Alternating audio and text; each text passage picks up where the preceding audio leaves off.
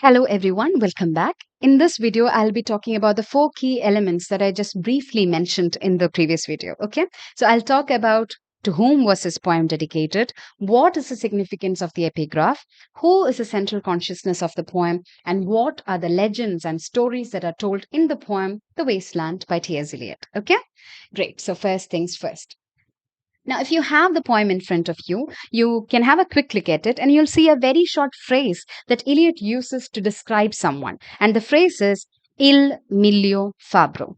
Now, I'm pretty sure that I butchered the pronunciation, but the phrase means to the better craftsman. And now that you can see it on screen, you know these lines refer to Ezra Pound. Do you know who Ezra Pound was? Well, he was a very famous poet, a very famous critic, but more than that, he was a fellow American and a fellow modernist poet. And Ezra Pound was associated with a school of thought. He was associated with a movement called the Imagist movement. So, if you don't know much about Ezra Pound, you should really have a good read about him as well. Okay? Yes. Now, I remember telling you in the previous video that as a student, you should be extremely thankful to Ezra Pound. Do you know why? Because when T.S. Eliot first sent the first draft of The Wasteland to Ezra Pound, it was Pound who said, "Ma'am, look, this is an extremely long poem. This is really complicated. You really need to cut this short." And thanks to his guidance, we now have a 434 line poem. Just imagine if without that guidance, we would have been stuck with a longer version. So, in many ways, we should be extremely thankful to Ezra Pound. But jokes aside, I hope you understand the importance of Ezra Pound. And Eliot genuinely believed that Ezra Pound was a better craftsman or a greater writer than he himself was. Okay, so that's the significance of the dedication. Okay, now the next one is the epigraph. And you can see it on screen. It is a mixture of Latin and Greek. And because I know none, I'm not going to try read. I'm not even going to try reading that line. Okay, but I'll read the translation for you.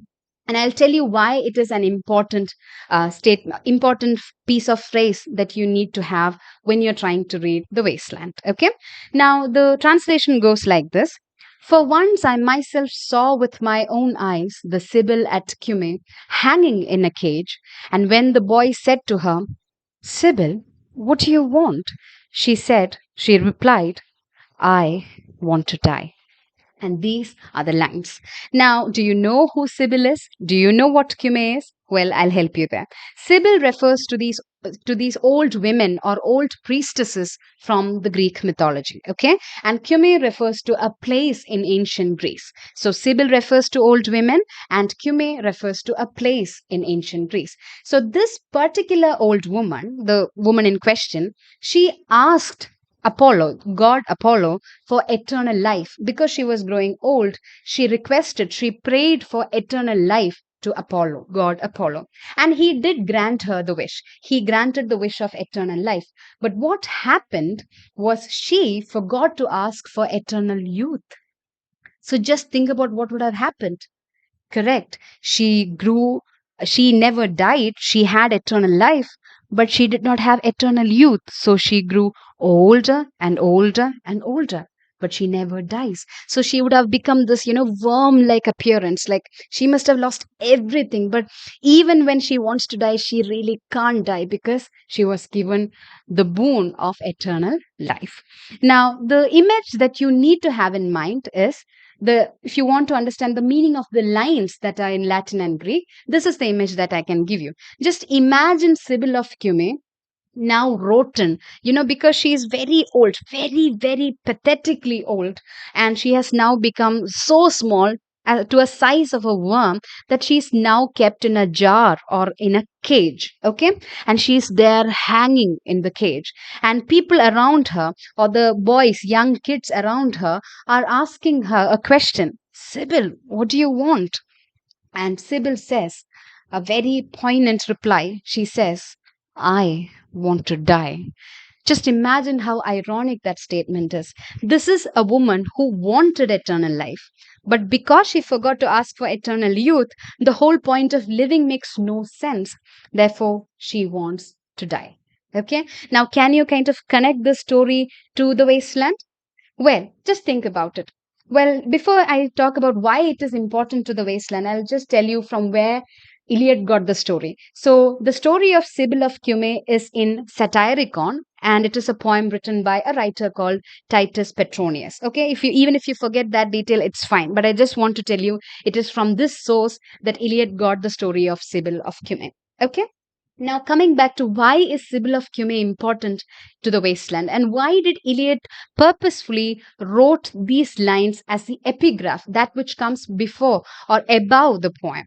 Well, think about it. Everyone after the First World War was just like Sibyl of Cumae. No one had a purpose of life. No one had eternal joy. No one had anyone to look forward to, anything in life to look forward to, and everyone wanted to die. Everyone would want to die if everyone around them are no longer there. Just imagine that. So no one had purpose of life, no one had hope. Everyone just wanted to die. So this need to die, the need to end it, that notion of pessimism was there in everyone in that world, everyone in that century. Okay, so that is probably why Eliot wanted to refer to Sibyl of Cumae. Every one of us was a Sibyl of Cumae then. Okay, so that is the significance of that epigraph. So you can think more into that. You can maybe have your own ideas and explanation about that. And if you want to let us know, you can write that on the comment section below. Okay, so that is the significance of the epigraph. The Sibyl of Cumae and the people of the world, the citizens of the world after the First World War. So the need to die, such a pessimistic thought to have even before starting the poem. Yes, so that is that about the epigraph. Now, the third important one is what or who is the central consciousness of the poem. And I remember telling you that there is no fixed speaker in the poem, but there is someone, and it is called Tiresias. He is called Tiresias. Now, do you know anything about Tiresias? Well, I'll tell you. He was a blind prophet. He's a very famous character from Greek stories. So he was a blind prophet. But what is interesting is that even though he is blind, he can also see things. He can receive visions. He was immortal, which means he never died, and he was bisexual. Now, don't confuse the word bisexual here. Here it means Tiresias as a being lived both the lives of men and women. He has lived as a man, he has lived as a woman. So he knows the sufferings of both the genders. And what is more interesting is that he remembers his past lives because he has been living and living and living. He has lived many kinds of lives. He remembers all these lives. He has not forgotten it yet. So just imagine the sufferings that he remembers, and imagine the sufferings that he remembers. And um, he can also foretell the future, even though he is blind, even though he is immortal and bisexual. He can foretell the future. Okay, so he's blind, he can talk about the past, he can talk about the future as well. And the name Tiresias is mentioned in the fire sermon. There is a section in the wasteland called the fire sermon where you can see a reference to Tiresias by name. Okay, and Eliot himself said that Tiresias is the central consciousness of the poem. It feels like, do understand that Tiresias is not the central character of the poem. Okay, he is not the speaker, he is not the central character, but it feels like he is a looming presence. It's as if he is the audience, he is the one who is seeing everything that is said in the wasteland. Okay, so what Tiresias sees is the substance of the poem. Okay, and I remember telling you that this poem is divided into five sections, five independent sections. And I told you that these cannot be linked together, these are independent sections. But if there is anything, or if there is anyone who can unite these concepts, it is perhaps Tiresias. Okay, so Tiresias is the unifying factor. Yes, so whatever Tiresias sees is the substance of the poem. It feels like you, the reader, is also going along or going with Tiresias. Whatever he sees is what you see. Whatever he listens to is what you listen to. Whatever he reads is what you read. Okay? So that is about the central consciousness of the poem. So if someone asks who it is Tiresias, a blind prophet who could see the past, who could remember the past, who could foretell the future, who knew the lives of people, who knew the sufferings, who never forgot these sufferings. Okay, so that is that about Tiresias. Now, the fourth important point, or the fourth and final point of this video, is the legend of the Fisher King and the Holy Grail. Now, I'm not going to go too much into detail about the story of the Fisher King, but I'll give you an overall idea about what happened to the Fisher King and why is he mentioned in the wasteland. Okay, or why is he so important to the poem? Now, the Fisher King, is a British king, a figure from the Arthurian legend.